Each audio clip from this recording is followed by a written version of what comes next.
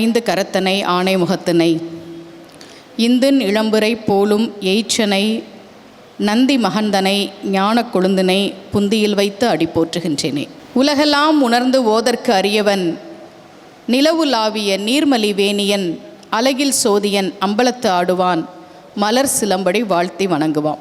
வணக்கத்திற்கும் போற்றுதலுக்கும் உரிய சுசீந்திரம் தெய்வீக இயல் இசை நாடக சங்கத்தின் சார்பில் அருள்மிகு தானுமாலையன் சுவாமி கோவிலில் மார்கழி பெருந்திருவிழாவை மிகுந்த சீரோடும் சிறப்போடும் நடத்தி கொண்டிருக்கக்கூடிய பெருமக்கள், இன்றைய தினம் அடியேனுடைய நிகழ்ச்சிக்கு உபயதாரர்களாக இருக்கக்கூடிய ஆடிட்டர் திரு நாராயணன் அவர்கள், இந்த சங்கத்தை மிக சிறப்பாக நடத்தி வரக்கூடிய ஆன்மீக பெரியோர்கள், இணை ஆணையர்கள், நிகழ்ச்சிக்கு நிதி கொடுத்தவர்கள், அருமையான பார்வையாளர்கள், மயிலோசை சேனலை சேர்ந்த சகோதரர் அனைவருக்கும் என்னுடைய மிக பணிவான வணக்கம். ரொம்ப மகிழ்ச்சி இரண்டாவது நாளாக உங்கள் ஊரில் சொற்பொழிவாற்றுவது. இதில் நேற்று வராதவங்க எத்தனை பேர் கை தூக்குங்க? பரவாயில்ல, நாளைக்கு வரணும் கண்டிப்பாக. நான் கல்லூரியில் பேராசிரியராக வேலை பார்த்தேன். இப்போது இல்லை, பேராசிரியர் பணியை விட்டுட்டு தான் நான் முழு நேர சொற்பொழிவாளர் ஆனேன். அதனால் நான் அப்பப்போ கையை தூக்குங்க அப்படின்னா மாணவிகள்கிட்ட கேட்டு கேட்டு பழக்கம். ஒரு சகோதரர் நான் இதே மாதிரி ஒரு ஊரில் சொன்னப்போ சொன்னார், நல்ல வேலைமாக பெஞ்ச் மேலே ஏறி நிற்க சொல்லலை நீங்கள். ரொம்ப மகிழ்ச்சி. நேற்றைய தினம் நம்முடைய பக்தி இலக்கியத்தில் சொல்லப்பட்டுள்ள பல விஷயங்களை நாம் சிந்தித்தோம். இன்றைய தினம் சித்தமெல்லாம் சிவமயம் என்னும் தலைப்பில் நம்முடைய பெரிய புராணத்தை பற்றியும் சிவபெருமானை பற்றியும் சில செய்திகளை நாம் எல்லோருமாக சேர்ந்து சிந்திக்க இருக்கிறோம். உங்களுக்கு தெரியாத எதையும் நான் பேச போகிறது இல்லை. இது ஒரு ஞான வேள்வி. எல்லாருமா சேர்ந்து நம்முடைய தெய்வங்களை பற்றி சிந்திப்பதற்கு ஒரு வாய்ப்பை இங்கே ஏற்படுத்தி கொடுத்திருக்கிறார்கள். சிவபெருமானுக்கு என்ன சிறப்பு அப்படின்னா, நான் பல மேடைகளில் சொல்லியிருக்கிறேன். தமிழ்நாட்டில் சிவபெருமான் தன்னைத்தானே பூஜித்த தலங்கள் அப்படின்னு உண்டு. தன்னைத்தானே பூஜித்த தலங்கள்னா என்ன அப்படின்னா, எதுக்காக சிவபெருமான் தன்னைத்தானே பூஜை பண்ணணும் அப்படின்னா, பூஜை பண்ணுறது எப்படி அப்படின்னு முனிவர்களுக்கு சொல்லிக் கொடுக்கணும். இப்படி தான்ப்பா சிவ பூஜை பண்ணணும்னு. அதுக்கு யாரோ ஒருத்தருக்கு பூஜை பண்ணுறதுக்கு கூட சிவபெருமானுக்கு நிகரான ஒருவரும் இல்லை. அதனால் தனக்குத்தானே பூஜை செய்து இப்படித்தான் சிவ பூஜை செய்யணும் அப்படின்னு சொன்ன தெய்வம் சிவபெருமான். அதே மாதிரி தான் மாணிக்க வாசகர் அவரை பாடுகிற போது சொல்கிறார், சேர்ந்தறியா கையான். சிவபெருமானுடைய ரெண்டு கையும் சேர்ந்ததே இல்லையாம். ஏன் அப்படின்னா, யாருக்கும் வணக்கம் வைக்க வேண்டிய அவசியம் சிவபெருமானுக்கு இல்லை. எப்ப இந்த ரெண்டு கையும் சேரும்? வணக்கம் சொன்னா சேரும். யாருக்கும் வணக்கம் வைக்க வேண்டிய அவசியம் சிவபெருமானுக்கு இல்லை. யாரிடமும் போய் யாசகம் கேட்க வேண்டிய அவசியமும் சிவபெருமானுக்கு இல்லை. அதனால சேர்ந்தறியா கையான் அப்படின்னு அவருக்கு பேர். இந்த சிவபெருமானுடைய பெருமைகளை பற்றி தான் இன்னைக்கு நாம எல்லாருமா சேர்ந்து சிந்திக்க போறோம். நம்ம எல்லா சாமியும் கும்பிடணும். அதுக்கு உதாரணம் நம்ம தானுமாலையன் சுவாமி கோவில் தான். மும்மூர்த்திகளும் இருக்கக்கூடிய கோவில். காலைல வைகுண்ட ஏகாதசி சொர்க்கவாசல் திறப்பு பார்த்தீங்களா? புதிய தலைமுறையில் நான் நேர்முக வர்ணனை பண்ணேன், அதை பார்த்தீங்களா? நாளைக்கு நம்ம சொர்க்கவாசல் திறப்பு, பெருமாளுடைய பெருமைகள், இதெல்லாம் நம்ம நிறைய பார்க்கலாம். சிவபெருமான் எப்படி ஒரு ஒப்பற்ற தெய்வமாக இருக்கிறார், எப்படி எத்தனையோ பேருக்கு அருள் செய்கிறார் என்பதையெல்லாம் நேற்றைக்கு நாம கொஞ்சம் பார்த்தோம்.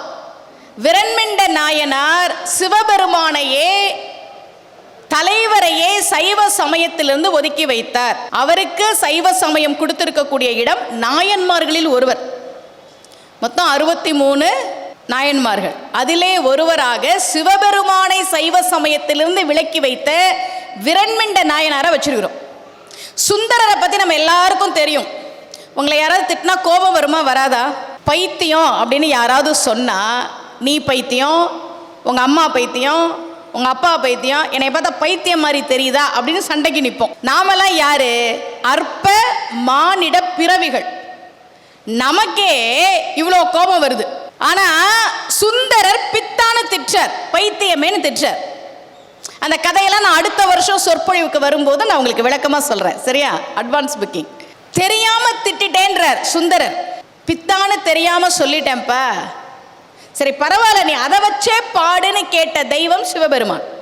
பித்தா பிறைசூடி பெருமானே அருளாளா, எத்தால் மறவாதே நினைக்கின்றேன் மனத்துன்னை, வைத்தாய் பெண்ணை தென்பால் வெள்ளை நல்லூர் அருள் துறையுள், அத்தாய் உனக்கு ஆளாய் இனி அல்லேன் எனலாமேன்னு.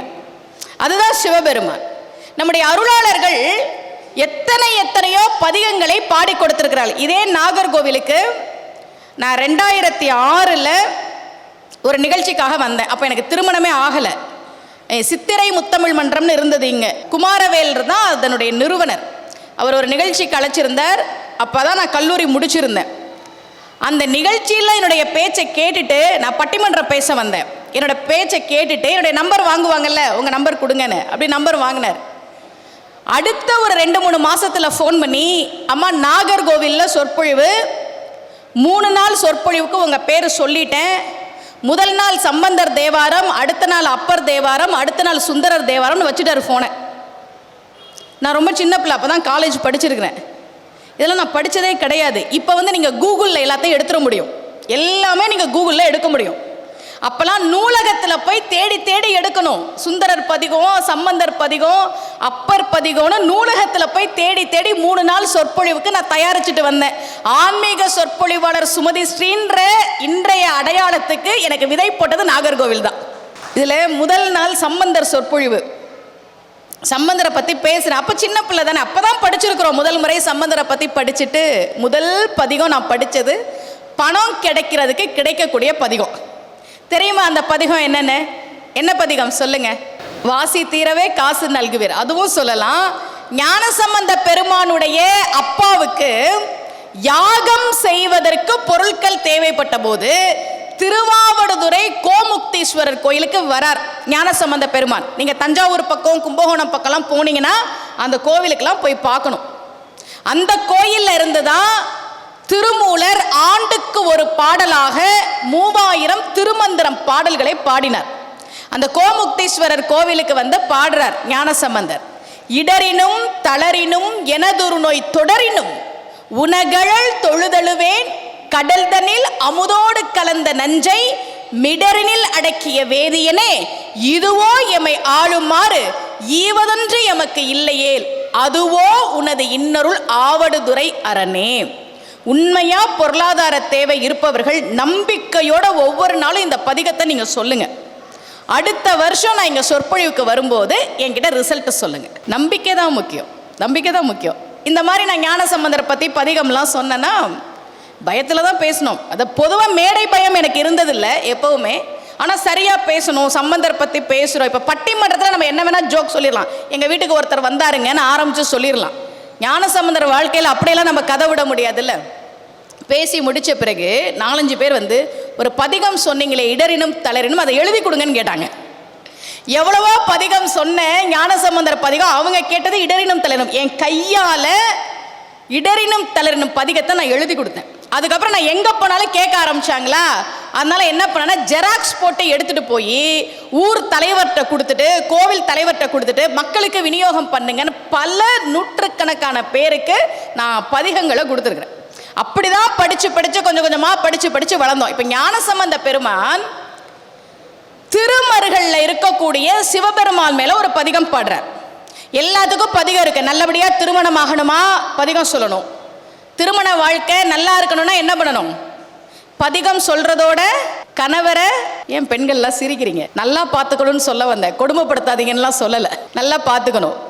மனைவியும் கணவனும் சேர்ந்து ஒருத்தருக்கு ஒருத்தர் விட்டு கொடுத்து வாழணும். இன்றைக்கி அந்த குணம்லாம் இல்லை. டைவர்ஸ்லாம் ஏன் வருது, அதிகமாகுது அப்படின்னா விட்டு கொடுக்கிற குணம் அப்படின்றதே இன்றைக்கி யார்கிட்டமே கிடையாது. நான் ஏன் விட்டு கொடுக்கணும்?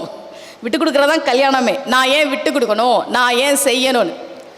நல்லபடியாக குழந்தை பிறப்பதற்கு, குழந்தைகள் நல்லா இருப்பதற்கு, பொருளாதார தேவைகளுக்குன்னு பதிகம் இருக்கு. இந்த திருமருகளுக்கு ஞானசம்பந்தர் வரார். ஒரு பொண்ணு அழுதுகிட்டு இருக்கிறான்.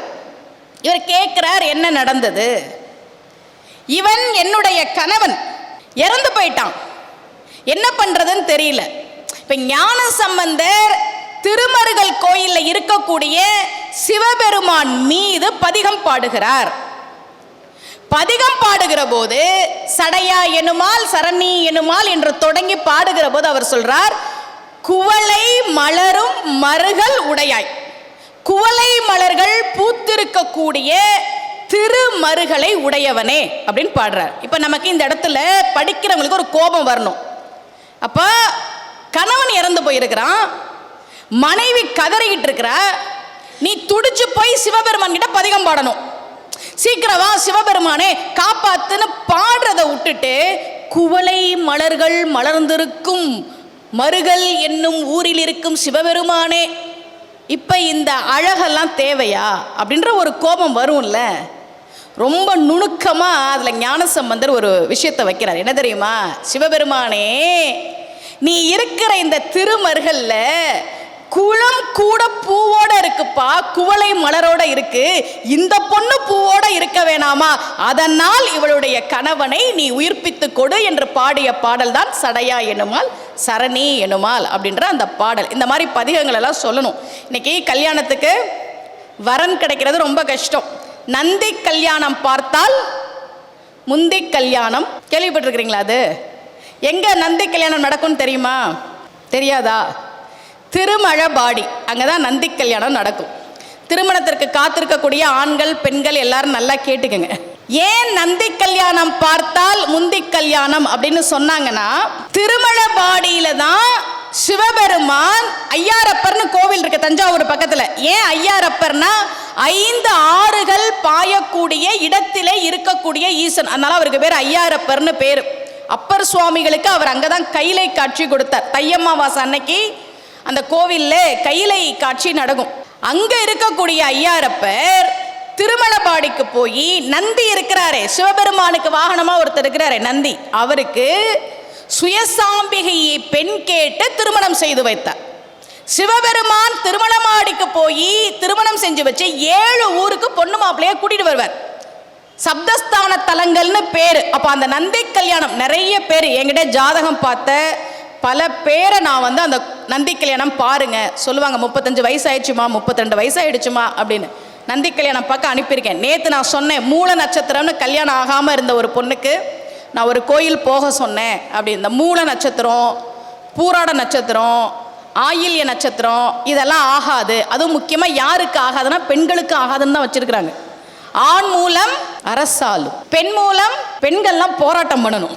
ஆண் மூல நட்சத்திரத்தில் பிறந்தா அரசாழ்வார், பெண் அப்படி கிடையாதுன்னு. அப்படியெல்லாம் கிடையவே கிடையாது. அவங்க நான் பட்டுக்கோட்டை பக்கத்தில் ஒரு சொற்பொழிவுக்கு போயிருக்கும் போது என்னை நிகழ்ச்சிக்கு பேச கூப்பிட்டவர் சொன்னார், என் பையனுக்கு இத்தனை வயசாயிடுச்சுமா, மூல நட்சத்திரன்றதுனாலயே பொண்ணு வீட்டில் கல்யாணத்துக்கு சம்மதிக்க மாட்டேன்றாங்கன்னார். நான் சொன்னேன், மூல நட்சத்திரத்துக்குனே ஒரு கோவில் இருக்கு. சுந்தரர் அந்த ஊரில் தான் பிறந்தார்.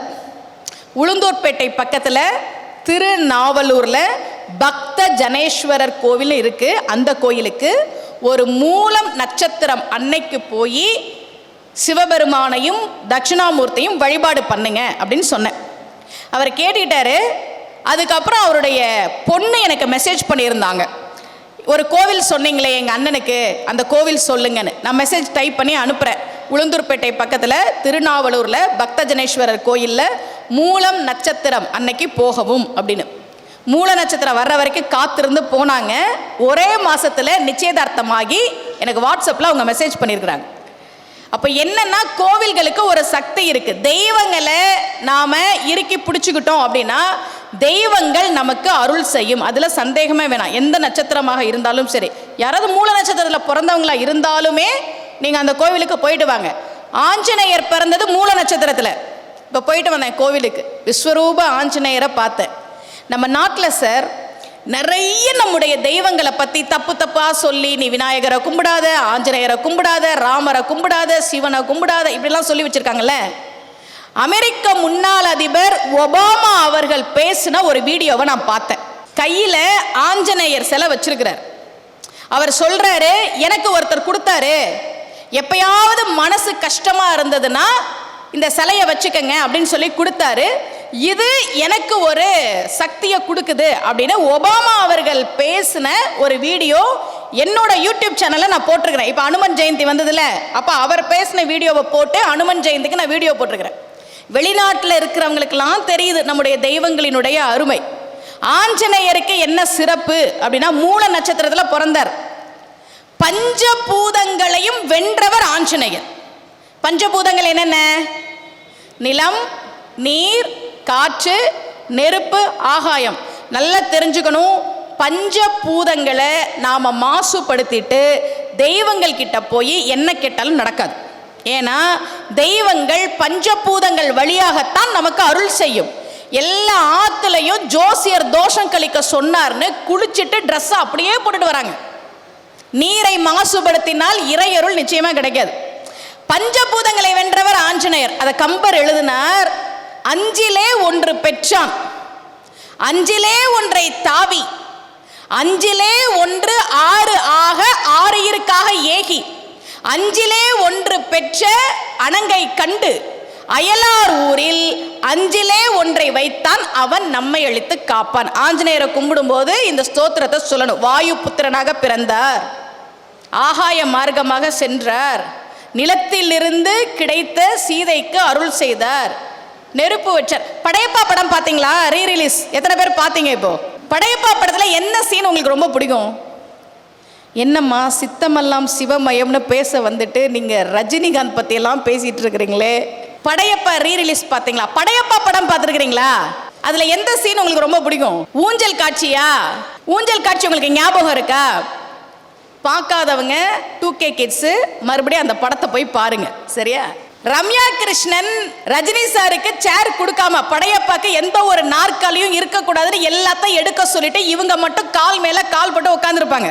இவரு அப்படியே நடந்து போய் தோல் துண்டை எடுத்து அப்படியே ஊஞ்சலை எடுத்து போட்டு வெற்றி கொடி கட்டு அந்த பாட்டு மியூசிக்கோட ஊஞ்சல்ல வந்து உட்காருவார்ல. பார்த்தா அத்தனை பேரும் கைத்தட்டின காட்சி. அது அத்தனை பேரும் கைத்தட்டின காட்சி. KS ரவிக்குமார் படத்தின் இயக்குனர் அந்த காட்சியை எழுதுனதுக்கு காரணம் யார் தெரியுமா? ஆஞ்சநேயர். என்னம்மா சொல்றீங்க? ஆஞ்சநேயர். எப்படி தெரியுமா? நாளைக்கே ஷூட்டிங். முதல் நாள் ஸ்பாட்ல இருந்த KS ரவிக்குமார் அவர்கள் இந்த சேர்லாம் எடுத்துருங்க, எதுவும் இருக்கக்கூடாது, நீலாம்பரிக்கு ஒரு சேர் போடணும், அதை வச்சிருங்க. ரஜினி சாரும் சேரை இழுத்து தான் அவர் உட்காருவார், அதனால அந்த சேர் அந்த ரூம்ல இருக்கட்டும் அப்படின்னு சொல்லிட்டு கிளம்புறாரு. ஊஞ்சல் தொங்கிட்டு இருக்கு நடுவில். என்னப்பா இது அசிங்கமா இருக்கு, ஊஞ்சலை கலட்டிருங்க அப்படிங்கிறார். அவரோட உதவி இயக்குனர்கள் போய் கலட்டுறாங்க, கலட்ட முடியல. ஐயா கலட்ட முடியல அப்படின்றாங்க. சரி மேலே வச்சு கட்டிருங்கன்றாரு. மேலே வச்சு கட்டினாலும் ஊஞ்சல் அசிங்கமா தெரியுது, என்ன பண்றதுன்னு தெரியல. அப்போ அவருக்கு ஒரு ராமாயண காட்சி ஞாபகத்துக்கு வந்துச்சான். ராமாயணத்துல ஆஞ்சநேயர் ராவணனை பார்த்து பேசும்போது ராவணன் இந்த மாதிரி சிம்மாசனத்தில் உட்காந்துருக்கான். எவ்வளோ பெரிய ஆள் ராவணன், அவன் சிம்மாசனம் எவ்வளோ பெருசு இருக்கும். வாரணம் பொருத மார்பும் வரவினை எடுத்த தோளும், அப்படி ஒரு ஆஜானுபாகுவான உருவம் ராவணனுக்கு. அவன் இப்படி ஒரு சிம்மாசனத்தில் உட்காந்துருக்கான். ஆஞ்சநேயரை உட்கார சொல்லலை. அதனால ஆஞ்சநேயர் தன்னுடைய வாளை பெருசாக்கி பெருசாக்கி பெருசாக்கி அதில் உட்காந்து பேசின காட்சி இவருக்கு ஞாபகத்துக்கு வருது. இந்த ஊஞ்சல்ல படையப்பா உட்கார்ந்தா நீலாம்பரியை விட பெருசா தெரிவாரு. எப்படி ராவணன் சேர் கொடுக்கல, நாற்காலி கொடுக்கலனாலும் தன்னுடைய வாளால் ஒரு நாற்காலியை உயரமாக உருவாக்கி ஆஞ்சநேயர் உட்கார்ந்து பேசினாரோ அதே மாதிரி இந்த சீன் இருக்கட்டும்னு அந்த காட்சியை KS ரவிக்குமார் அவர்கள் எழுதுவதற்கு காரணம் ஆஞ்சநேயர். கொண்டு வந்து முடிச்சிட்டேன் ஆன்மீக சொற்பொழிவுல, சரியா? அந்த ஆஞ்சநேயர் அவதாரம் செய்தது மூல நட்சத்திரம் அன்னைக்கு. அப்ப நட்சத்திரங்களை பார்த்து பயப்படக்கூடாது, நாள் கிழமையை பார்த்து பயப்படக்கூடாது. இந்த சிவபெருமான் கிட்ட எல்லாரும் உரிமை எடுத்துக்கலாம், எல்லாரும் உரிமை எடுத்துக்கலாம். முதல்ல அப்பர் சுவாமிகள் பதிகம் பாடுறார். வயிறு வலி கொடுத்துதானே சிவபெருமான் ஆட்கொள்கிறார். வயிறு வலி வந்துருச்சு, துடிக்கிறார் அப்பர் சுவாமிகள். எப்போவுமே நமக்கு ஒருத்தர் பழக்கமான உடனே வாங்க மேடம், போங்க மேடம், சரிங்க மேடம், ஓகே மேடம், 4 மாதம் கழிச்சு சொல்லுடி அப்படின் போல ரொம்ப உரிமை எடுத்துக்கிறது. இது மரியாதை குறைவான விஷயம் கிடையாது. ரொம்ப உரிமை எடுத்துக்கிட்டோன்னா சொல்ல என்ன அப்படின் போல. நல்லா கவனிங்க, அப்பர் சுவாமிகளுக்கு வயிறு வலி வந்துருச்சு. இப்ப பாருங்க, முதல் பாட்டு வயிறு வலி வந்துருச்சு. அப்பர் சுவாமிகளை பார்த்து சொல்றார், அப்பர் சுவாமிகள் சிவபெருமானை பார்த்து சொல்றார், கூற்றாய் வைனவாறு விலக்ககலீர். இந்த வயிறு வலியை குணமாக்கி கொடுங்க, விலக்ககலீர். மரியாதையா சொல்றாரா? அடுத்த பாட்டில் சொன்னார். ரெண்டாவது பாட்டில் நெஞ்சம் உமக்கே இடம் கொடுத்தேன். உமக்கே மரியாதையா பேசினாரா? மொதல் பாட்டில் அவரை இவரேன்னு பேசினாரு, ரெண்டாவது பாட்டிலையும் அவரை இவரேன்னு பேசினாரு, மூணாவது பாட்டு, நாலாவது பாட்டு, அஞ்சாவது பாட்டு வரைக்கும் மரியாதையா சிவபெருமானே என்னை குணமாக்கி கொடுங்கன்னு பாடினாரா? ஆறாவது பாட்டு பாடும்போது சலம் பூவோடு தூபம் மறந்தறியேன், தமிழோடு இசைப்பாடல் மறந்தறியேன், நலம் தீங்கிலும் உன்னை மறந்தறியேன், உண்ணாமம் என்னாவில் மறந்தறியேன். மொதல் பாட்டில் அவரே இவரே வாங்க போங்கன்னு ஆரம்பிச்சவர் ஆறாவது பாட்டில் வாப்போன்னு பேச ஆரம்பிச்சிட்டார். சிவபெருமான் கிட்ட அவ்வளோ உரிமை எடுத்துக்கிட்டார் அப்பர் சுவாமிகள். தமிழன் எல்லாத்துக்கும் முன்னோடி சார், தமிழன் எல்லாத்துக்கும் முன்னோடி. தமிழனுடைய பெருமை தமிழனுக்கே தெரியல, அதுதான் தமிழ்நாட்டின் மிகப்பெரிய சாபக்கேடு. நீங்க என்ன உதாரணம் சொன்னாலும் தமிழன் அதுக்கு முன்னோடியாக தான் இருப்பா. ஒன்றும் இல்லை, கலீலியோ ஒன்று கண்டுபிடிச்சிருக்கிறாரு சார். கலீலியோ என்ன கண்டுபிடிச்சாரு தெரியுமா? இந்த ஊசல் இருக்குல்ல, ஊசல் அதோட நீளம் சின்னதாக இருந்ததுன்னா வேகமாக ஆடுமா. ஒரு ஊசல் இருக்குல்ல, சின்னதாக இருந்ததுன்னா வேகமாக ஆடுமா, நீளமாக இருந்ததுன்னா ரொம்ப பெருசாக இருந்ததுன்னா மெதுவாக ஆடுமா. சரியா? இதை யார் கண்டுபிடிச்சிருக்கா? கலீலியோ. அறிவியல் கண்டுபிடிச்சிருக்கு. சின்னதா இருந்தா வேகமா ஆடும் அந்த நூல், பெருசா இருந்ததுன்னா மெதுவா ஆடும். அமுதாம்பிகை பிள்ளை தமிழ்ல, நம்முடைய தமிழ் இலக்கியம், அம்பாள் ஊஞ்சல் ஆடுறான். அந்த ஊஞ்சல் மெதுவா ஆடிச்சான், அவ காதுல இருக்கிற தோடு வேகமா ஆடிச்சான். ஏன்னா அது நீளம் அதிகம், அதனால அது மெதுவா ஆடிச்சு. இது நீளம் குறைவு, அதனால அது வேகமா ஆடிச்சுன்னு கலீலியோ கண்டுபிடிச்சதை நம்முடைய அமுதாம்பிகை பிள்ளை தமிழ் சொல்லுது. நமக்கு தெரியலையே. நீங்க இந்த நாட்டில் புரட்சியாளர்கள்னு சொல்ற எல்லாருமே என்ன சொல்லுவாங்கன்னா, நான் அந்த பேரை சொல்லலை, ஏன்னா நம்ம நாட்டில் கடவுள் இருக்கிறாருன்னு பேசுறதுக்கு தான் நம்மளாம் பயப்படணும். கடவுள் இல்லைன்னா அவங்கள புரட்சியாளர்கள். நான் ஒரு பேரை சொல்லலை, ஆனால் எல்லாரும் என்ன சொல்லுவாங்கன்னா, அவர்தான் ஏகாதிபத்தியத்தை எதிர்த்து கேள்வி கேட்டவர், ஏகாதிபத்தியத்திற்கு தலை வணங்காதவர் அப்படின்னு ஒரு புரட்சியாளரை நமக்கு முன்னோடியாக சொல்லக்கூடியவர்கள் தமிழ்நாட்டில் இருக்கிறாங்க. நான் என்ன சொல்கிறேன், ஆமாம் அவர் புரட்சியாளர் தான், ஏகாதிபத்தியத்தை எதிர்த்து கேள்வி கேட்டார் தான், மகிழ்ச்சி. ஆனால் அவருக்கு முன்னாடியே 7ஆம் நூற்றாண்டிலேயே ஏகாதிபத்தியத்தை எதிர்த்து நின்றவர் எங்களுடைய திருநாவுக்கரசு சுவாமிகள். மன்னன் கிட்ட சொன்னார், நாம் ஆர்க்கும் குடியல்லோ. யாரு சொன்னா? எங்கள் தமிழன் சொன்னானே. நாங்க அவரை முன்னோடியா எடுத்துக்க கூடாது, ஆனா நீங்க ஒருத்தரை காட்டும் போது அவங்களை நாங்க முன்னோடியா எடுத்துக்கணுமா? நீங்க என்ன சொன்னாலும் தமிழன் அதற்கு முன்னோடி. நான் விஜய் டிவியில் பேசும்போது சொன்னேன், பாகற்காய்னு பேரை கூட அழகா வச்சவன் தமிழன். அந்த விஜய் டிவியில் அந்த பேச்சு பார்த்தீங்களா? ஆங்கிலத்தில் அதற்கு பேர் பிட்டர் கார்டு. சாப்பிட்டாங்க, கசப்பா இருந்துச்சு, கசப்பு காய்னு பேர் வச்சுட்டாங்க, பிட்டர், அதனால பிட்டர் கார்டுன்னு பேர் வச்சுட்டாங்க. தமிழனுக்கு ஒரு அறம் இருக்கு சார், தமிழனுக்கு ஒரு அறம் இருக்கு, தமிழனுக்கு ஒரு குணம் இருக்கு. அவன் அவ்வளவு சீக்கிரம் யாரையும் ஏமாற்ற மாட்டான், அவ்வளவு சீக்கிரம் யாரையும் கொல்ல மாட்டான். மன்னர்கள் கூட அறத்தோடு ஆட்சி புரிந்த மண் இந்த மண். அதனாலதான் கசப்பா இருக்கிற காயை பார்த்து கசப்பு காய் அப்படின்னு சொல்ல மனசு வராம இனிப்பு சுவைய பாகுன்னு சொல்லுவோம். வெள்ளப்பாகு, சர்க்கரைப்பாகு, சீனிப்பாகு, பாகு அல்காய், பாகற்காய்னு பேர் வச்சவன் தமிழன். பேரை எப்படி வச்சான்? பாகற்காய். அப்பர் சுவாமிகள் சொல்றார், நாம் ஆர்க்கும் குடியல்லோ, நமனை அஞ்சோம், நரகத்தில் இடர்படோம், நடலை இல்லோம், ஏமாப்போம், பிணி அறிவோம், பணிவோம் அல்லோம். அதுதான் ஏகாதிபத்தியத்தை எதிர்த்து நிற்கிறது. பணிவோம் அல்லோம், இன்பமே என்னாலும் துன்பமில்லை. எங்கள் சிவபெருமான் இருக்கிறானே சங்கரன், தாம் ஆர்க்கும் குடியல்லா தன்மையான சங்கரன், அவனுக்குத்தான் நாம் மீளா ஆளாய், வேற யாருக்கும் நாங்கள் அடிமை கிடையாது என்று சொன்னது ஒரு தமிழன், அப்பர் சுவாமிகள். உலகத்தில் இருக்கிற புரட்சியாளர்களுக்கெல்லாம் முன்னாடி யாரு அப்படின்னா நம்முடைய அப்பர் சுவாமிகள் தான். தெரியலையே நமக்கு, அந்த பெருமையெல்லாம் நமக்கு தெரியலையே. ஓ, என்னமோ தமிழினத்துக்கு எதுவுமே தெரியாத மாதிரியும் எல்லாத்துலேயும் முன்னோடி சார் தமிழன். அப்பர் சுவாமிகள் வாழ்க்கையில் எத்தனையோ அற்புதங்களை நம்ம பார்க்குறோம். நேற்றுக்கு நான் பேசும்போது சொன்னேன், 2K கிட்ஸ்க்கு மரியாதைன்றது கொஞ்சம் கூட இல்லை. ஏன்னா வீட்டில் நம்ம கண்டிக்கிறது இல்லை. அம்மா அப்பா யாராவது பிள்ளைங்களை அடிக்கிறீங்களா? தவம் இருந்து நான் பெத்த ஒத்த புள்ள, அடிக்கிறதே கிடையாது, திட்டுறதே கிடையாது. நாமெல்லாம் படிக்கும்போது டீச்சர் வந்து அடிப்பாங்க, ஞாபகம் இருக்கு அவங்களுக்கெல்லாம்? வீட்டுக்கு வந்து சொல்ல மாட்டோம். சொன்னோன்னா என்ன நடக்கும் தெரியுமா? டீச்சர் அடித்தாங்கன்னு சொன்னோன்னு வைங்களேன், நம்ம ஆத்தா அவங்க அடிக்கிற மாதிரி நீ என்ன பண்ணுன அப்படின்னு இன்னும் 2 அடி அடிப்பாங்க. அப்பா வந்தோடனே கேட்டிங்களா டீச்சர் அடிச்சாங்களாம், என்ன பண்ணான்னு கேளுங்க அப்படின்னு அப்பா 2 அடி அடிப்பாரு. பெற்றோர்கள் நம்பினார்கள், டீச்சர் அடிச்சா என் புள்ள தப்பு பண்ணியிருக்கோம், அதனாலதான் டீச்சர் அடிக்கிறாங்க அப்படின்றத அன்றைக்கு பெற்றோர்கள் நம்பினார்கள். ஆசிரியர்களும் அதற்கு உரியவர்களாக இருந்தார்கள். இன்னைக்கு ஒரு புள்ள ஸ்கூல் விட்டு வந்து டீச்சர் ஏன் ஹோம்ஒர்க் எழுதிட்டு வரலன்னு திட்டினாங்கன்னு சொன்னால் அடுத்த நாள் சொந்தக்காரங்களாம் ஸ்கூலுக்கு வேன் எடுத்துகிட்டு வர்றாங்க. யார் எங்கள் பிள்ளைய திட்டினது? பெற்றவங்களும் கண்டிக்கிறது இல்லை, ஆசிரியர்களும் கண்டிக்கிறது இல்லை. அதனால தான் என்ன பண்ணுறோன்னே தெரியாத ஒரு இளைய தலைமுறை இன்னைக்கு உருவாகிட்டு இருக்கு. எதுக்குமே பயப்படுறது கிடையாது. கோடீஸ்வரன் ஒரு நிகழ்ச்சி வந்தது தெரியுமா? தமிழில் டிவியில் சரத்குமார் சார் அந்த நிகழ்ச்சி பண்ணார். ஞாபகம் இருக்கு அவங்களுக்குலாம்? விஜய் டிவியில் வந்தது. நிறைய பிரபலங்கள் அதில் போய் கலந்துக்குவாங்க. அவர் ஒரு கேள்வி கேட்டுட்டு 4 ஆப்ஷன் கொடுப்பார். ஆப்ஷன் ஏ, ஆப்ஷன் பி அப்படி சொல்லிட்டு அவங்க சொல்லக்கூடிய பதில் சரியாக இருந்தால் பணம் ஏறிக்கிட்டே போகும். அதில் யார் 1 கோடி வரைக்கும் சரியாக பதில் சொல்கிறாங்கன்னு ஒரு நிகழ்ச்சி வந்தது.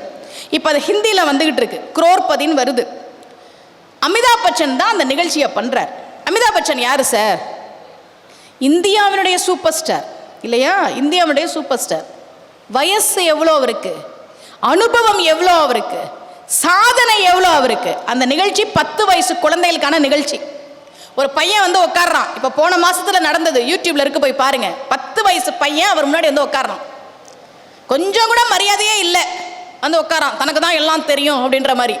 அவருக்கு கோபம் வரணும். நானாக இருந்தால் கோபப்பட்டிருப்பேன். அவர் நல்ல மனுஷன், அவர் கோபம்லாம் படலை. சரி, நிகழ்ச்சிக்கு போகிறதுக்கு முன்னாடி விதிமுறைகள்னு ஆரம்பிக்கிறார் அமிதாப் பச்சன். இந்த பையன் எல்லாம் எனக்கு தெரியும், நீங்கள் கேள்வியை கேளுங்கன்றான். அப்படியே இருக்குது, யூடியூப்பில் நீங்கள் பாருங்கள், டிவியில் அப்படியே டெலிகாஸ்ட் ஆச்சு. விதிமுறைகளும் சொல்லணும் நானுங்கிறார். எனக்கு எல்லா விதிமுறையும் தெரியும், நீங்கள் கேள்வி கேளுங்கன்றான். இவர் கேட்குறார், முதல் கேள்வி, ராமாயணத்தின் முதல் காண்டம் எது? Option A Balakandam, option B Ayodhya Kandam. இவன் ஆப்ஷன் பி அயோத்தியா காண்டம்ன்றான். இவர் இல்லைப்பா, நான் 4 ஆப்ஷனும் சொல்லி முடிக்கணும், வெயிட் பண்ணு, நீ ஒன்றும் சொல்ல தேவையில்லை, இந்த ஆன்சரை லாக் பண்ணுங்கன்றான். நிஜமாவா? ஆமாம், லாக் பண்ணுங்கன்றான். லாக் பண்ணாது தப்பு. கம்பராமாயணத்தில் முதல் காண்டம் பாலகாண்டம், அயோத்தியா காண்டம் கிடையாது. அது வரைக்கும் பொறுமையாக இருந்த அமிதாப் பச்சன் இப்போ சொன்னார், இந்தியா முழுக்க இளைய தலைமுறை இப்படிதான் இருக்கு. தனக்கு எல்லாம் தெரியும் நினைச்சுக்கிறாங்க, ஆனால் அவனுக்கு ஒன்றும் தெரியாதுன்றது அவங்களுக்கு தெரிய மாட்டேங்குது. ரொம்ப வருத்தப்பட்டு சொன்னார். இன்னைக்கு பிள்ளைகள் அப்படிதான் வளர்றாங்க, மரியாதைன்றதே இல்லை சார். நம்ம பெரிய புராணத்தில் பார்க்குறோம், அப்பூதி அடிகள் வீட்டுக்கு திருநாவுக்கரசர் வரார். அப்பூதி அடிகளுக்கு என்ன சிறப்பு தெரியுமா? அவர் சாமி கும்பிட்டாரா? இல்லை. எங்கேயாவது அப்பூதி அடிகள் கோவிலுக்கு போனார்னு இருக்கா? இல்லை. யாகம் வளர்த்தாரா? இல்லை. மந்திரம் சொன்னாரா? இல்லை. எதுவுமே பண்ணல. ஆனால் அவருக்கு எப்படி இறைவனுடைய அருள் கிடைச்சது அப்படின்னா, ஒரே ஒரு விஷயம் பண்ணார். எல்லாத்துக்கும் திருநாவுக்கரசர் பேரை வச்சிருந்தார். அவர் வீட்டில் இருந்த படி, அந்த காலத்துலலாம் வீட்டில் படின்னு ஒன்று இருக்கும், முக்காப்படி, காப்படி, அரைக்காப்படின்னு. ஏன்னா அப்போல்லாம் படியில் அரிசி எடுத்து போட்டு சமைச்சாங்க. இப்போலாம் நம்ம குக்கரில் டம்ளரில் தான் வைக்கிறோம். அதனால் சின்ன டம்ளர், பெரிய டம்ளர், அப்படிதான் நமக்கு தெரியும். அந்த காலத்தில் படிகள்லாம் இருந்தது. அவர் வீட்டில் இருக்கக்கூடிய அந்த படிக்கெல்லாம் பேர் என்னன்னா திருநாவுக்கரசு. அவர் வீட்டில் பசுமாடு இருந்தது, அதுக்கு என்ன பேரு அப்படின்னா திருநாவுக்கரசு. அவர் வீட்டில் எரும மாடு இருந்தது, அதுக்கு என்ன பேருனா திருநாவுக்கரசு. அவருக்கு 2 பிள்ளைங்க, பெரியவன் பேரு மூத்த திருநாவுக்கரசு, சின்னவன் பேரு இளைய திருநாவுக்கரசு. எல்லாத்துக்கும் அப்பர் சுவாமிகள் பேர் தான் வச்சார். அவர் தண்ணீர் பந்தல் வச்சிருந்தார், அதுக்கு பேரு திருநாவுக்கரசர் தண்ணீர் பந்தல். அதனால தான் ரொம்ப அழகா 4வர் மணிமாலையில் சொன்னாங்க, உற்றான் அலன் தவம் தீயில் நின்றான் அலன் ஊன் புனலா அற்றான் அலன் நுகர்வும் திருநாவுக்கரசு என்னும் ஓர் சொல்தான் எழுதியும் கூறியுமே என்றும் துன்பில் பதம் பெற்றான் ஒரு நம்பி அப்பூதி என்னும் பெருந்தகையே. தவம் பண்ணானான்னு கேட்டா அவன் தவம் பண்ணல, வேள்வி பண்ணானான்னு கேட்டா அவன் வேள்வி பண்ணல, சாப்பிடாம விரதம் இருந்தானான்னு கேட்டால் விரதம் இருக்கலை. ஆனால் திருநாவுக்கரசருடைய பேரை சொல்லி சொல்லி சொல்லி சொல்லியே அவனுக்கு இறை அருள் கிடைத்தது அப்படின்னு நம்முடைய இலக்கியம் சொல்லுது. குரு பக்தி, அதுக்காக சொல்கிறேன். திருநாவுக்கரசர் வந்தாரா அப்பூதியடிகள் வீட்டுக்கு, விருந்து படைக்கிறதுக்கு மகனை வாழை இலைய தோட்டத்தில் போய் எடுத்துடுவான்னு சொல்கிறார். ஒரு டீனேஜில் இருக்கக்கூடிய பையன் சரிப்பான கிளம்பி போனானா. இதுதான் ஆர்ட் ஆஃப் பேரண்டிங், பிள்ளை வளர்ப்பு. எங்க உங்கள் பிள்ளைங்க கிட்ட எதையாவது சொல்லி எடுத்துகிட்டு வர சொல்லுங்க பார்ப்போம். இப்போல்லாம் சார் அம்மாக்களே பிள்ளைங்களை நடக்க விடுறதே கிடையாது. என் பிள்ளைக்கு கால் வலிக்கும், என் பிள்ளைக்கு கை வலிக்கும், நீ போய் தோட்டத்தில் வாழை இலைய பறிச்சுட்டு வா அப்படின்னு சொன்ன உடனே அப்பூதிய அடிகளுடைய பையன் போனான் என்றால் கீழ்ப்படிதலுடைய பிள்ளைகளாக அன்றைக்கு பிள்ளைகள் இருந்தார்கள். கணவனும் மனைவியுமாக சேர்ந்து அறம் செய்தார்கள். மன்னன் நல்லவனாக இருந்தான். இதுதான் பெரிய புராணம் சொல்றது. ஏன் பெரிய புராணம் படிக்கணும்னா, உலகெல்லாம்னு தொடங்குது பெரிய புராணம், உலகெல்லாம்னு முடியுது. நம்ம ஓம் அப்படின்னு சொல்றோம்ல, பிரணவ மந்திரம், ஓம் சொல்லுங்க, ஓம் சொல்லணும், அடிக்கடி சொல்லணும். ஏன் அப்படின்னா, இப்போ என்கிட்ட நிறைய பேர் கேட்பாங்க, நாங்கள் லலிதா சகஸ்ரநாமம் படிக்கணும்னு ஆசைப்படுறோம், விஷ்ணு சகஸ்ரநாமம் படிக்கணும்னு ஆசைப்படுறோம், ஆனால் தப்பாக சொல்லிட்டா என்ன பண்ணுறது, எங்களுக்கு ஏதாவது ஆயிடுமா அப்படின்னு கேட்பாங்க நிறைய பேர். நான் நேத்தே சொன்ன மாதிரி, இது மட்டும் செய்து விடாதீர்கள், இந்த சாமிக்கு இது மட்டும் பண்ணி விடாதீர்கள், புதுசாக யூடியூப் சேனல் ஆரம்பிச்சவங்களாம் வேற பயமுறுத்திட்டு இருக்கிறாங்களே. எடுத்தோன்னே யாருமே சரியாக சொல்லுவாங்களா? கண்டிப்பாக சொல்ல மாட்டாங்க. நான் இன்னைக்கு சரளமாக லலிதா சகஸ்ரநாமம் படிக்கிறேன், ஓரளவுக்கு படிக்கிறேன். ஆனால் முதல் முறை படிக்கும்போது நானுமே ரொம்ப திணறினேன். எடுத்த உடனே யாரும் சரியாலாம் படிக்க முடியாது. ஆனால் தப்பாக படிக்கிறோன்ற ஒரு குற்ற உணர்வு இருக்குது, தப்பாக படிக்கிறோமேன்னு வருத்தமாக இருக்குது. என்ன பண்ணுறதுன்னா, அதனால தான் எந்த ஒரு மந்திரத்தையும் படிக்கிறதுக்கு முன்னாடி ஓம்னு சொல்லிட்டு படிக்கிறது சிறப்பு. அதனால தான் என்ன சொன்னாலும் ஓம்னு சொல்ல சொன்னாங்க. இந்த ஓம்க்கு என்ன சிறப்புனா, ஆ ஊ இம், ஆ ஊ இம், இது மூணும் சேர்ந்தது தான் ஓம். ஆ அப்படின்றது தொடக்கம், ஊ அப்படின்றது நிலைத்திருப்பது, இம் அப்படின்றது முடிவு. அம்பாளுக்கு உமான்னு ஒரு பேர் உண்டு, தெரியுமா? இங்கே யாராவது உமான்னு இருக்கிறீங்களா? உங்கள் பேர் உமாவா? சரி. அம்பாளுக்கு நிறைய பேர் உண்டு. தக்ஷன் மகளாக பிறந்த போது அவளுக்கு பெயர் தாட்சாயினி, காத்தியாயன் மகளாக பிறந்த போது அவளுக்கு பெயர் காத்தியாயினி, மதங்க முனிவருக்கு மகளாக பிறந்த போது அவளுக்கு பெயர் மாதங்கி, மலையத்துவச்சனுக்கு மகளாக பிறந்த போது அவளுக்கு பெயர் தடாதகை பிராட்டி. அப்படியே அம்பாளுக்கு ஒவ்வொரு திருநாமம் உண்டு ஒவ்வொரு ஊர்ல. இந்த உமான்னு சொல்றோமே, இதுக்கு என்ன அர்த்தம் அப்படின்னா, ஆனா தொடக்கம், ஊனா காப்பது, இம்முனா முடிவு. ஏன் எல்லாரும் பிள்ளையார் சொல்லி போட்டு எழுதுனாங்க தெரியுமா? ஒரு காலத்துல வீட்டுக்கு மளிகை சாமான் எழுதுறதா இருந்தாலும் முதல்ல ஊன்னு போட்டுட்டு தான் எழுதுவாங்க. கல்யாண பத்திரிகையில் முதல்ல ஊ தான் இருக்கும். ஏன் அப்படின்னா, அதுதான் காப்பது, நிலைத்திருப்பது. நான் தொடங்குகிற இந்த காரியம் நிலைத்திருக்க வேண்டும் அப்படின்றதுனால ஊ அப்படின்றத எழுதுனாங்க. இந்த அம்பாள் என்ன பண்ணாலாம், ஆன்றது தொடக்கம், ஊன்றது நிலைத்திருப்பது, காப்பது, இம் அப்படின்றது முடிவு. அம்பாள் என்ன பண்ணாலாம், அவளுக்கு பேரு அவ்வியாஜ கருணாமூர்த்தின்னு பேரு. காரணமே இல்லாமல் எல்லார் மேலையும் கருணையை செலுத்தக்கூடியவள். லலிதா சகஸ்ரநாமத்தில் ரொம்ப அழகா ஒரு நாமம் இருக்கு, பிரம்ம கீட ஜனனி. அப்படின்னா என்ன அர்த்தம்னா, பிரம்மன் அப்படின்னா தெய்வம் இல்லையா, கீடம் அப்படின்னா புழு.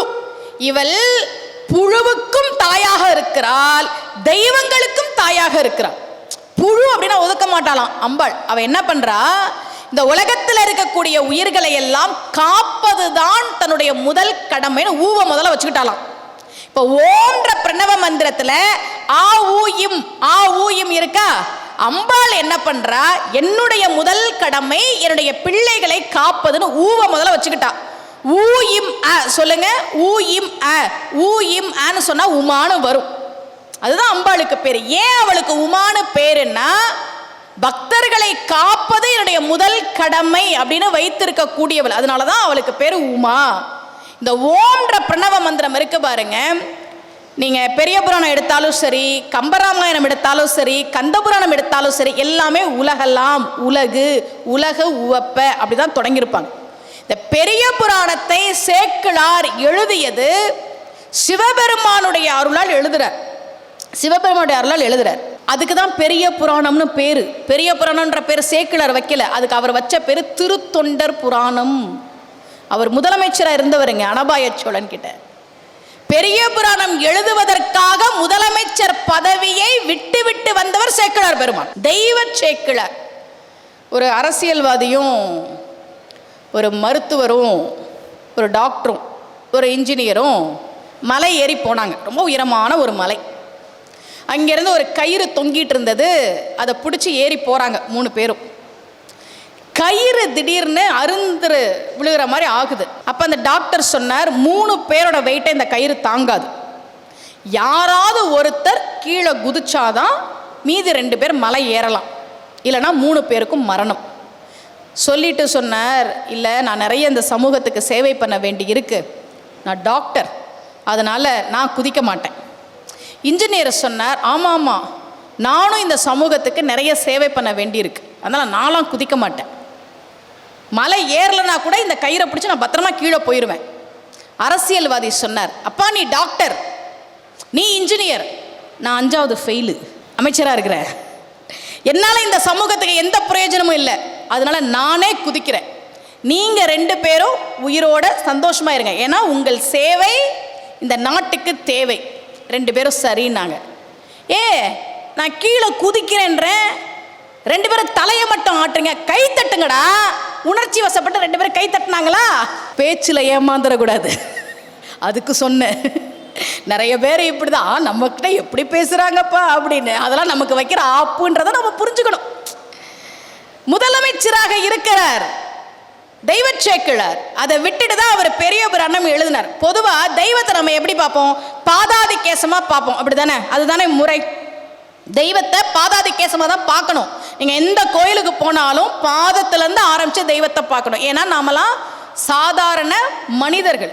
இப்போ சிவபெருமானை பாட ஆரம்பிக்கிற சேக்கிழார் எடுத்த உடனே காலை பாடலை, திருவடியை பாடலை. உலகெல்லாம் உணர்ந்து ஓதற்கு அறியவன் நிலவுலாவிய நீர்மலி வேணியன் முதல்ல தலைய பாடுறார், எடுத்த உடனே தலைய பாடுறார். முடிக்கும் போது மலர் சிலம்படி வாழ்த்தி வணங்குவான் பாதத்தில் முடிக்கிறார். ஏன் தெரியுமா?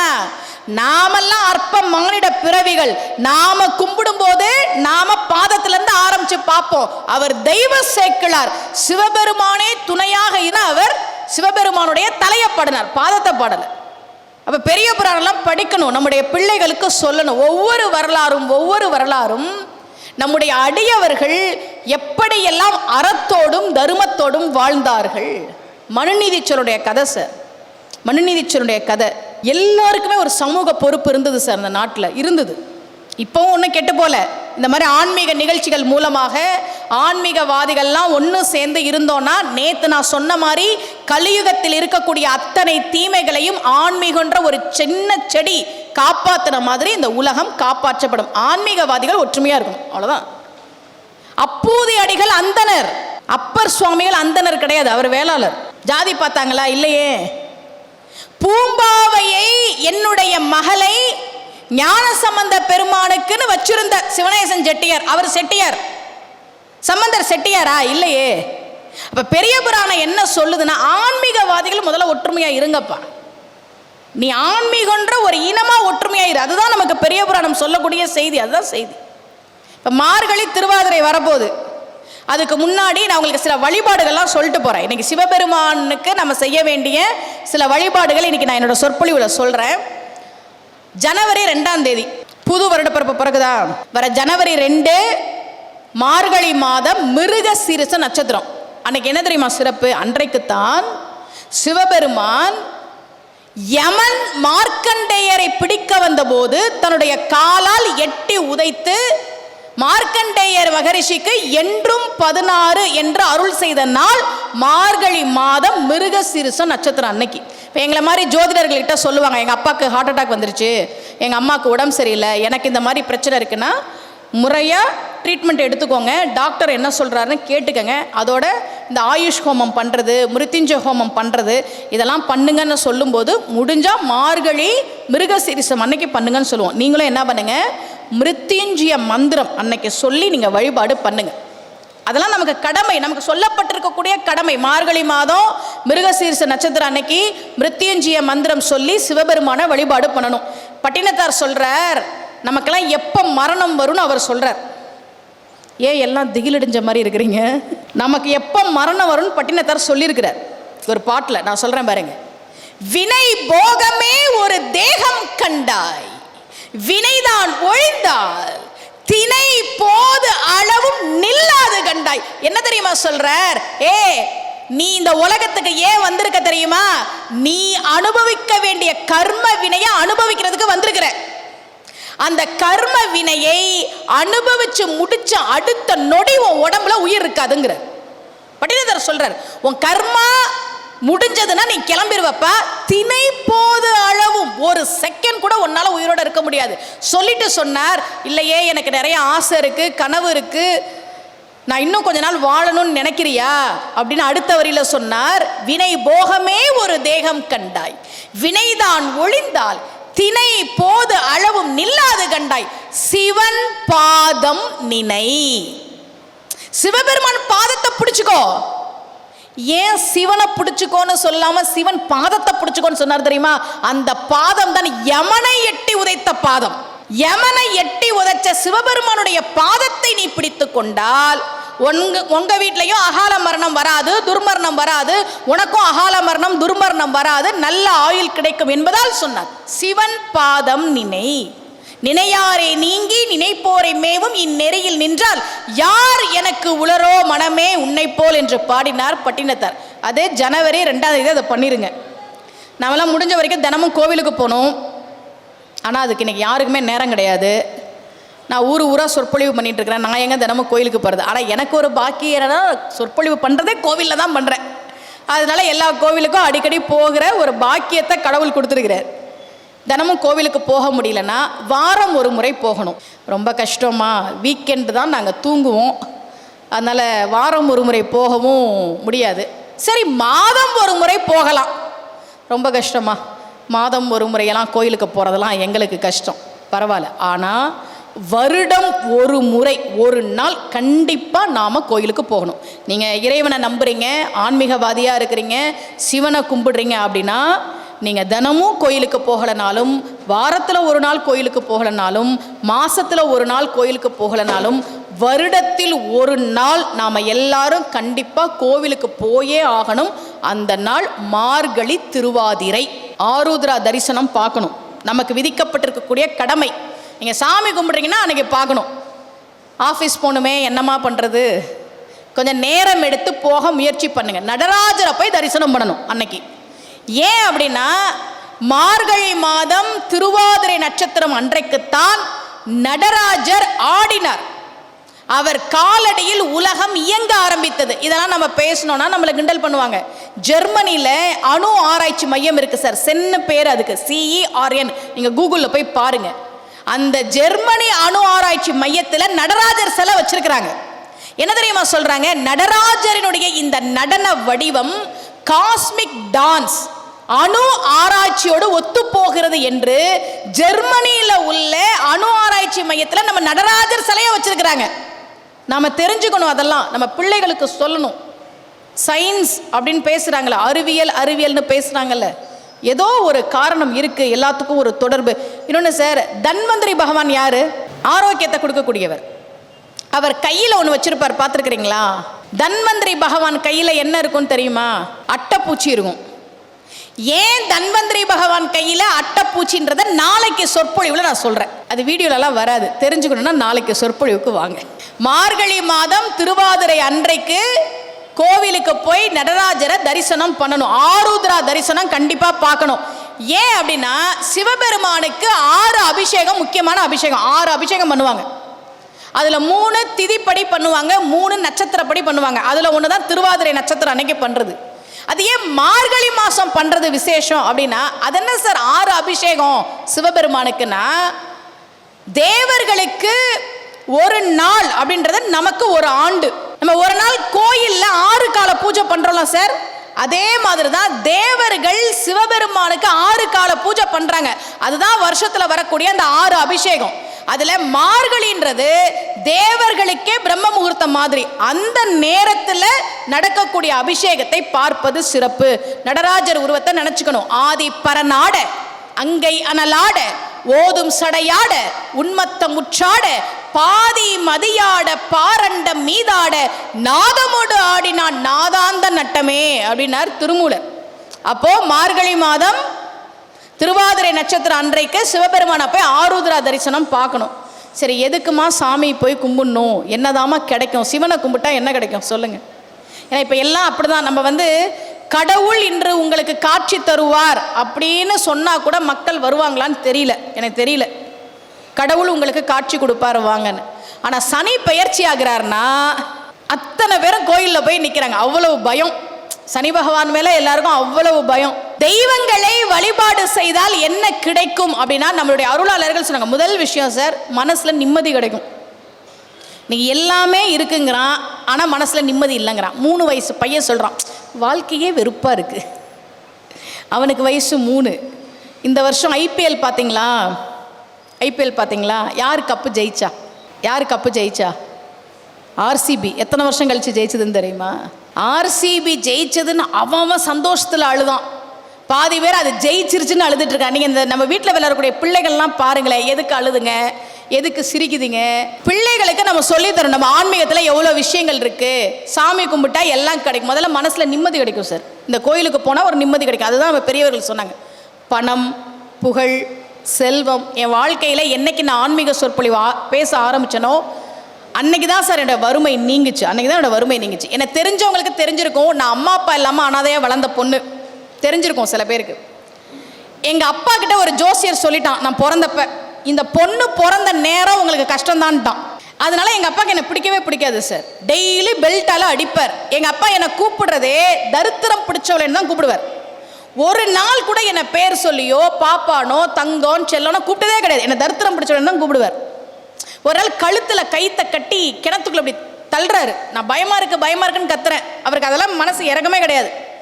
20 வயசுல இந்த அம்மா அப்பா வேணான்னு வீட்டை விட்டு ஓடி வந்து என் உயிரை காப்பாற்றிக்க ஓடி வந்து நானே ஸ்பான்சர் வாங்கி படித்து ஏதோ நான் செஞ்ச கொஞ்சம் புண்ணியம் கடவுளுடைய அருளால் ஒரு நல்ல கணவர் கிடைச்சார். எனக்குன்னு ஒரு வாழ்க்கை அமைஞ்சது.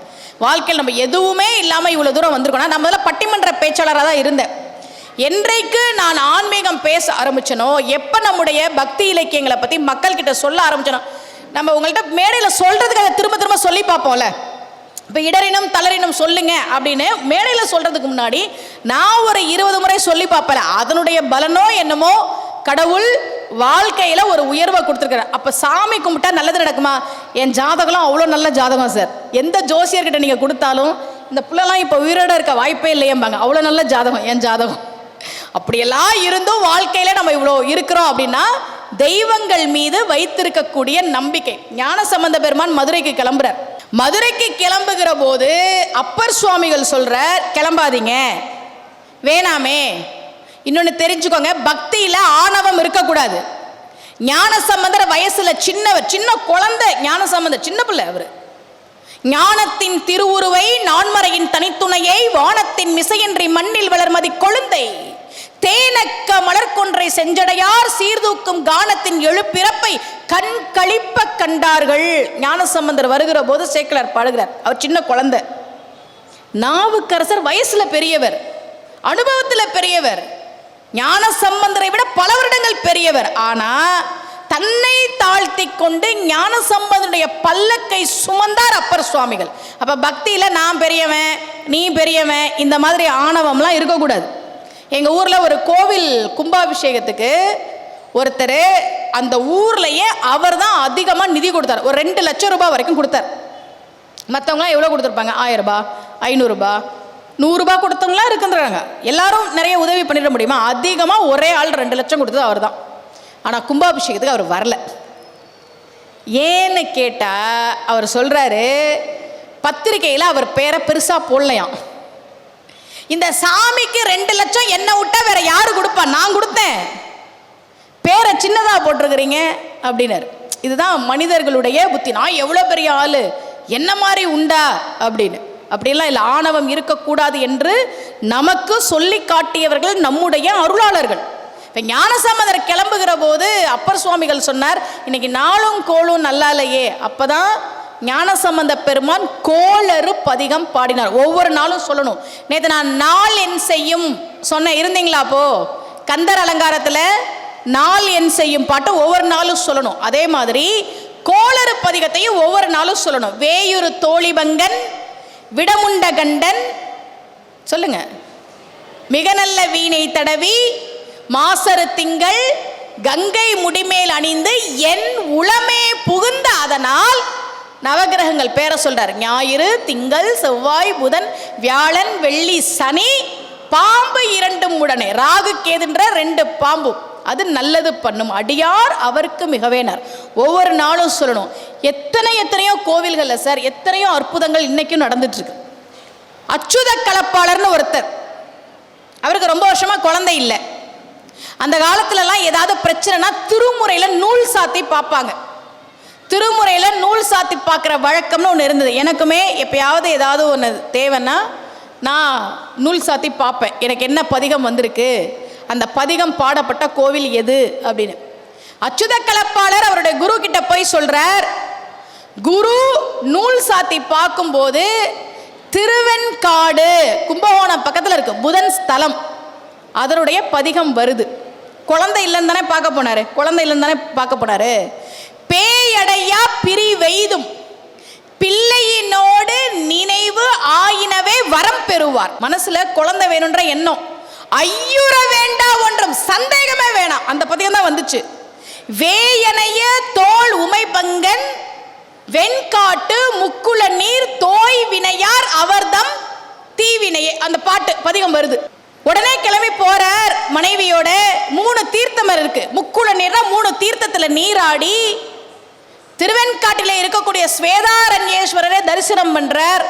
அவருக்கு குழந்தை பிறந்தது. அந்த குழந்தை தான் சைவ சித்தாந்தம் வகுத்து கொடுத்த முன்னோடியாக இருக்கக்கூடிய மெய்கண்டார். மெய்கண்டார் அப்படிதான் பிறந்தார். இப்போ இன்றைக்கும் குழந்தை இல்லைன்னா நீங்கள் முறையாக அதுக்கான ட்ரீட்மெண்ட் எடுத்துக்கோங்க, சிகிச்சை எடுத்துக்கோங்க. ஆனால் கோவில்களுக்கு போங்க. சிவபெருமானுக்கு என்ன சிறப்பு என்றால் அவனே தேடி வந்து அருள் செய்யக்கூடிய தெய்வம். மாணிக்க வாசகர் பாடுறார். இப்போ திருவம்பாவை பாடுறோமே, திருவம்பாவை மார்கழி மாசத்துல பாடுறோமே, அதில் சொல்றார், விண்ணோர்கள் பார்ப்பதற்கு கூசும் திருப்பாதம் தந்தருள வந்தருளுங்கிறார். தேவர்கள் சிவபெருமானுடைய பாதத்தை பார்க்கறதுக்கு கூசுவாங்களாம். ஏன்? எப்பவுமே கும்பிடணும்னு அந்த காலை அவங்க பார்க்க மாட்டாங்க, ஏதாவது தேவைன்னா தான் போவாங்க. பார்க்கடலை அமுதம் கிடைக்கும்னு தோண்ட போனாங்களே, கடைய போனாங்களே, அப்போ சிவபெருமான் கிட்ட வந்து ஆசீர்வாதம் வாங்கினாங்களா? இல்லை, விஷம் வந்தோன்னே தான் அந்த காலை தேடி வந்தாங்க. அதனால அந்த பாதத்தை பார்க்கவே கூசுவாங்களாம், ஏதாவது தேவைன்னு நம்ம போகிறோன்னு.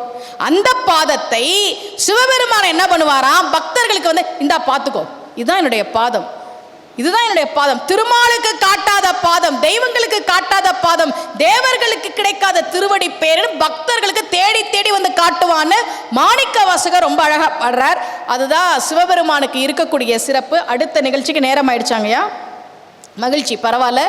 நாளைக்கும் என்னுடைய சொற்பொழிவு நடைபெறும். நாளைக்கும் எல்லாரும் வந்துருங்க. இன்னைக்கு நம்ம பெரிய புராணம், சிவபெருமானுடைய சிறப்புகள், நம்முடைய அருளாளர்களிருந்து ஒரு சில விஷயங்களில் பேசுறதுக்கு எனக்கு ஒரு வாய்ப்பு கிடைச்சது, மகிழ்ச்சி. மீண்டும் நாளை மாலை 7 மணிக்கு எல்லாரும் வந்து என்னுடைய சொற்பொழிவை கேட்கணும்னு கேட்டுக்கிறேன்.